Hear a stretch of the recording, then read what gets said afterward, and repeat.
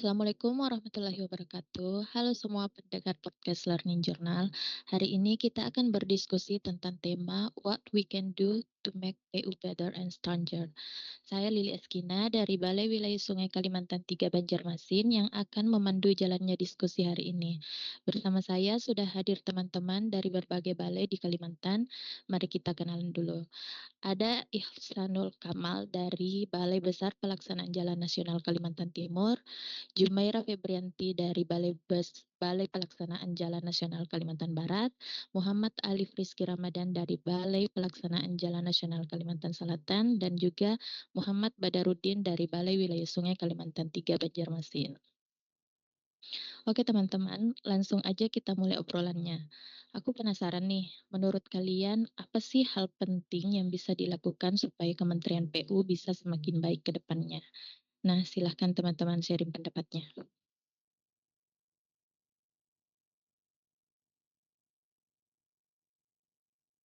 Dimulai dari siapa nih yang pengen sharing? Dari Oleh aku. Ikhlas ya. Oh iya.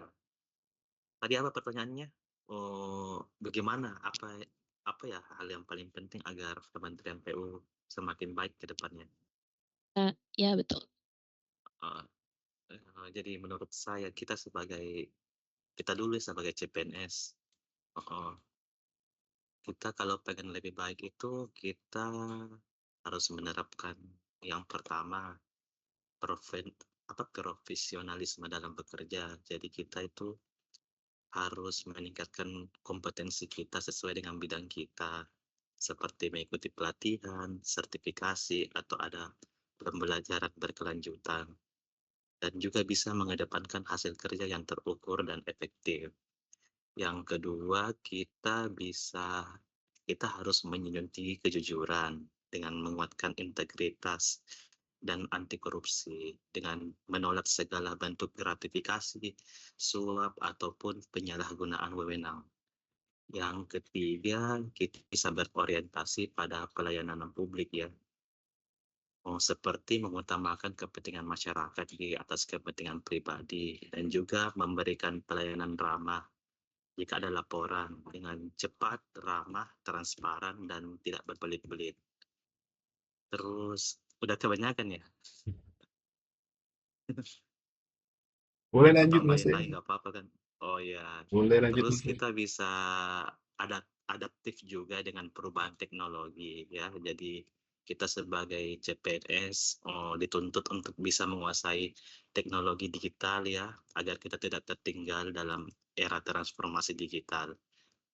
Dan terakhir, paling pentingnya kita menanamkan nilai-nilai berakhlak ya, core value kita sebagai ASN, yaitu berorientasi terhadap pelayanan yang akuntabel, kompeten, harmonis, loyal, adaptif, dan berkolaboratif. Mungkin itu dari saya. Kalau menurut saya sih Mbak, hal yang paling penting yang bisa dilakukan agar Kementerian PU semakin baik ke depannya, yaitu membangun tata kelola organisasi yang tidak hanya berfokus kepada hasil pembangunan infrastruktur fisik, tapi juga pada penguatan nilai kebangsaan dalam pola pikir sikap dan tindakan aparatur.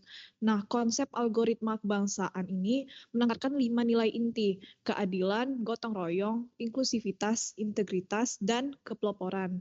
Nah, hal ini harus diinternalisasikan ke dalam seluruh aspek kerja kementerian.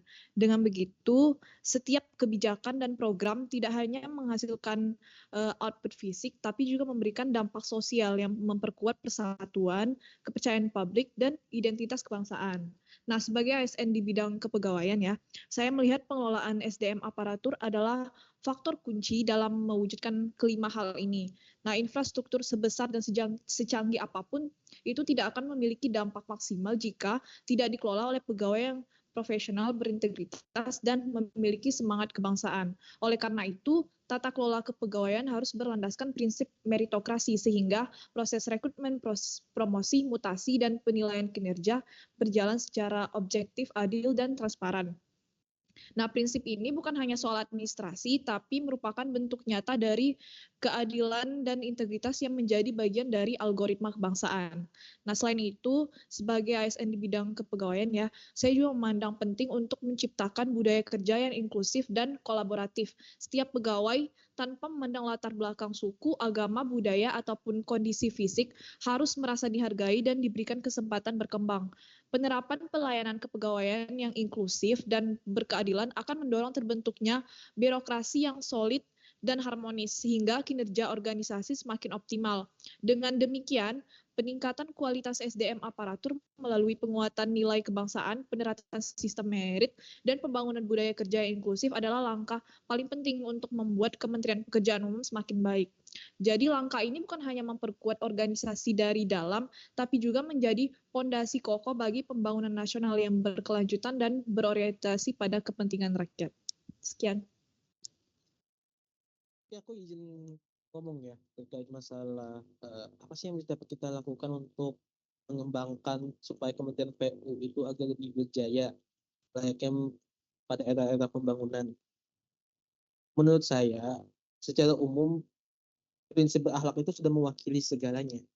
Organisasi pelayanan akuntabel, kompeten, harmonis, loyal, adaptif, dan kolaboratif itu sudah mewakili prinsip-prinsip yang harus ditekankan oleh semua ASN di tingkat kementerian, apalagi Kementerian Pekerjaan Umum.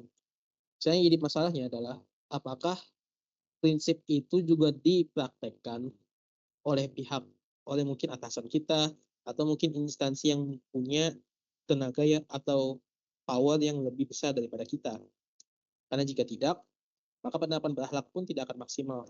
Maka dari itu, salah satu perubahan yang menurut saya diperlukan ada PU adalah revolusi apa istilahnya? Revolusi instansi. Jadi kita tidak berpikir melihat oh beliau ini tua dan beliau ini lebih senior gitu. Kita tidak memandang senioritas dan pengalaman hanya sebagai aspek, tapi kita harus melihat bagaimana kita itu bisa saling bekerja sama dan saling merasa tergantung satu sama lainnya. Itu hal yang penting dalam penerapan sistem berakhlak. Kemudian juga saya berpendapat bahwa kita itu sangatlah tertinggal dari segi teknologi. Harus diakui bahwa kita masih tertinggal dari aspek teknologi, baik itu di dalam administrasi maupun dalam aspek teknikal. Nah, kalau kita lihat di luar sekarang, orang sudah pakai artificial intelligence atau AI dalam kehidupan sehari-hari. Kita masih tertinggal dengan itu dan sangat penting bahwa kita itu harus bisa selain merevolusi dari dalam internal kita harus bisa merevolusi teknologi yang digunakan di dalam kementerian agar kita bisa memberikan benchmark yang bagus kepada nantinya pihak kontraktor atau pihak konsultan yang nantinya akan menjadi tender pada proyek milik pemerintah, proyeknya kita sendiri. Itu saya sih dapat dari saya. Kalau menurut aku sih seperti yang kemarin viral karena tes CPNS kita kemarin itu kan banyak yang gagal di soal integritas. Nah, menurut aku itu sudah paling penting untuk meningkatkan PU secara umum untuk masa depan. Karena integritas itu juga mencakup seperti kejujuran, disiplin, dan lain-lain. Nah, seharusnya PU bisa meningkatkan integritas masing-masing pegawai, mau itu atasan atau bawahan, agar bisa mencapai target lebih cepat, lebih efisien, lebih efektif dalam penggunaan dana, penggunaan waktu, dan lain-lain. Jadi menurutku sih, integritas ini aja sudah paling penting, sudah paling pas lah untuk meningkatkan PU secara kualitas dan juga target. Ya, itu saja sih menurut saya sih.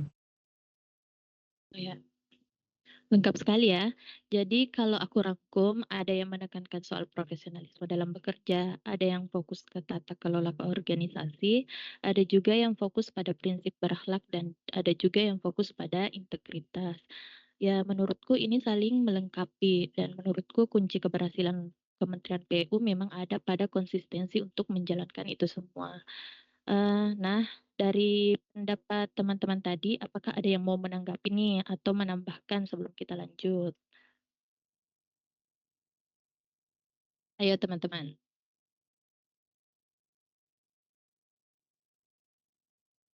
Jadi semua sudah pada setuju ya untuk kita ini saling eh, apa namanya konsisten untuk menjalankan itu semua. Selanjutnya mungkin kalau dikaitkan dengan bela negara nih, apa rencana aksi spesifik yang bisa langsung dirasakan masyarakat sebagai wujud pertahanan kebangsaan? Silakan teman-teman.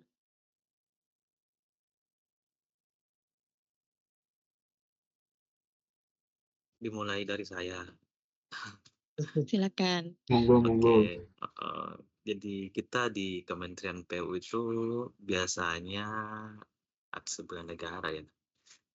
Ada kegiatan aksi tanggap situasi darurat ya, seperti tanah longsor, apa. Jadi ada aksi kita gitu, bisa menangani.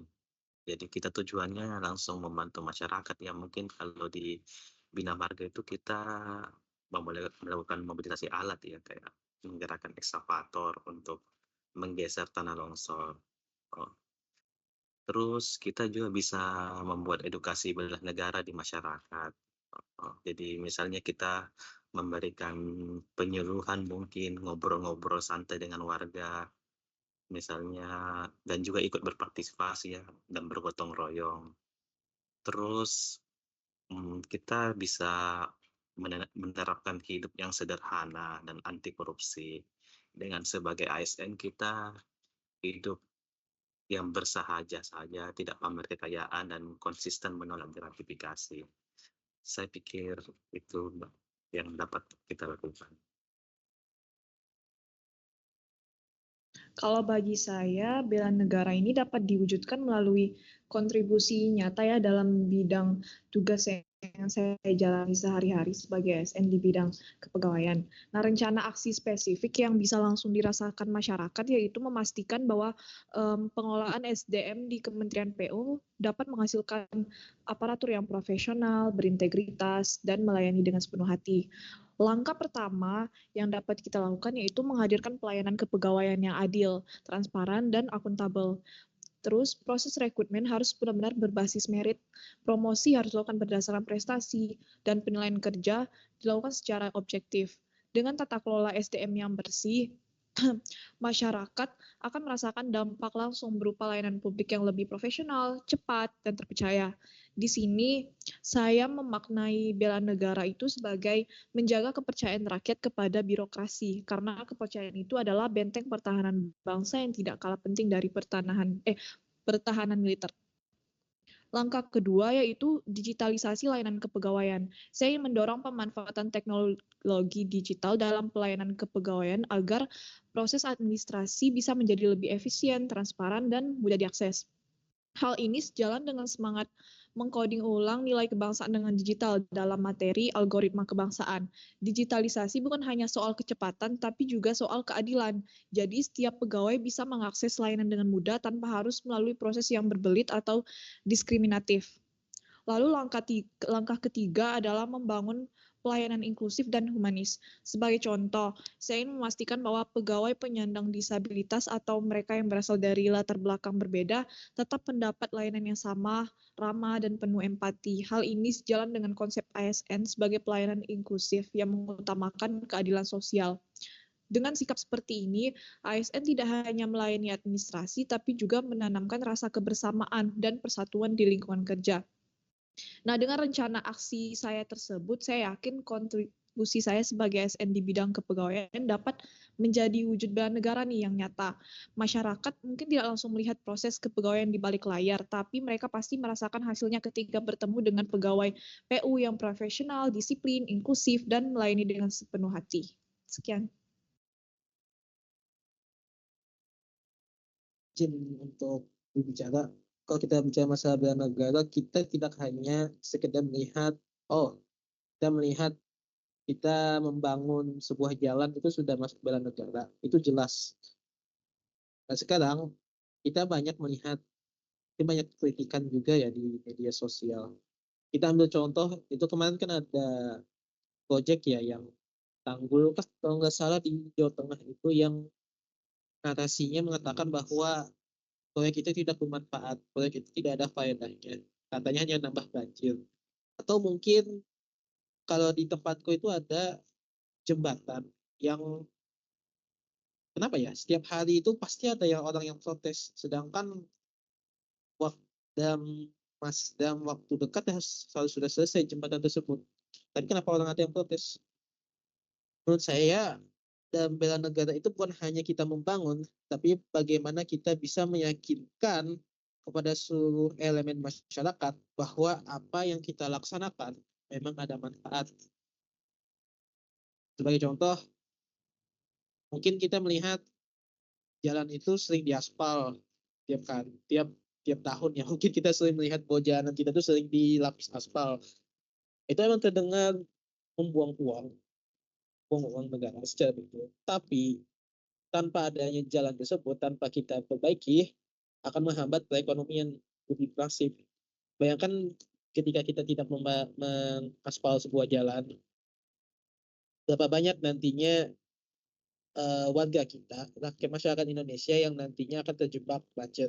Berapa banyak bisnis yang mengandalkan jalan besar agar tronton ataupun truk-truk ekonomis lainnya itu tidak bisa lewat, menghambat menghambat laju menghambat laju pertumbuhan ekonomi suatu daerah yang mana mengakibatkan ekonomi daerah tersebut jadi stagnan.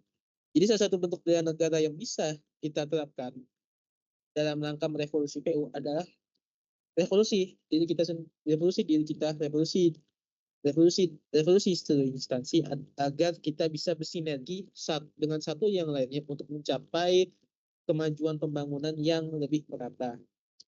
Jika pada akhirnya kita akan mendapatkan hujatan ataupun kritikan, maka kita gunakan itu sebagai masukan, tidak menggunakan itu sebagai senjata untuk menjatuhkan suatu kelompok masyarakat, yang sering kita lihat di media massa sekarang. Kalau menurutku, rencana aksiku yang mungkin bisa langsung dirasakan masyarakat adalah transparansi digital, transparansi. Karena kan kebanyakan permasalahan dari kementerian kita ini karena kurangnya komunikasi antara kita dan masyarakat. Transparansi antara paket, paket pembangunan dan lain-lain itu kan kadang miskom. Jadi masyarakat tidak tahu itu kerjaannya gimana, kapan dikerjakannya. Itu banyak yang jadi miskom, bikin kericuhan, yang seharusnya dari jadwal awal sih sebenarnya emang bukan dikerjakan tahun ini dan nunggu tahun depan karena ada persiapan dan lain-lain. Tapi kan masyarakat tidak tahu dan taunya kalau itu tuh mereka menganggapnya mangkrak proyeknya. Sebenarnya tidak mangkrak karena emang jadwalnya itu bukan tahun ini dikerjakannya. Nah, menurut saya sih aksi yang paling nyata dan biar bermanfaat bagi masyarakat itu adalah transparansi dari segi proyek, apapun yang dikerjakan, nanti bisa melalui sosmed, jadi masyarakat bisa mencari tahu apa informasi-informasi mengenai proyek yang sedang dibangun, kenapa ini tidak ada progres, kenapa ini yang satunya banyak progres, yang satunya tidak ada progres, dan lain-lain itu seharusnya bisa melalui media sosial. Terus ada juga seperti masyarakat, pengaduan masyarakat itu kadang kan banyak ya dan tidak bisa terpenuhi dengan maksimal. Jadi itu seharusnya bisa dibikinkan semacam sistem informasi agar bisa diakses oleh semua masyarakat. Itu aja sih.